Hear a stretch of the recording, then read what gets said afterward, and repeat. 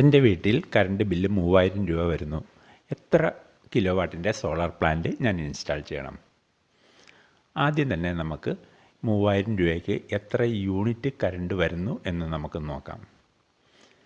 സാധാരണഗതിയിൽ നമുക്കൊരു 3000 രൂപയുടെ കറണ്ട് ബില്ലിന് ഒരു ശരാശരി ഒരു 15% മറ്റ് ഫിക്സഡ് ചാർജൊക്കെ വന്നേക്കാം.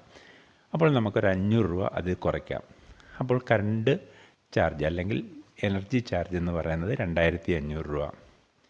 നമ്മളിതിന് സാധാരണഗതിയിൽ ഒരു തമ്പ് റൂൾ എന്ന് പറയുന്നത് ഒരു 5000 രൂപയാണ് കറണ്ട് ബില്ല് വരുന്നതെങ്കിൽ ഒരു യൂണിറ്റിന് 7 രൂപ, ഒരു 4000 രൂപ കറണ്ട് ബില്ല് വരുന്നെങ്കിൽ ഒരു 6 രൂപ 20 പൈസ, ഒരു 3000 രൂപ കറണ്ട് ബില്ല് വരുന്നെങ്കിൽ 5 രൂപ 20 പൈസ. ഇതാണ് സാധാരണ എടുക്കുന്ന ഒരു തമ്പ് റൂൾ എടുക്കുന്നത്.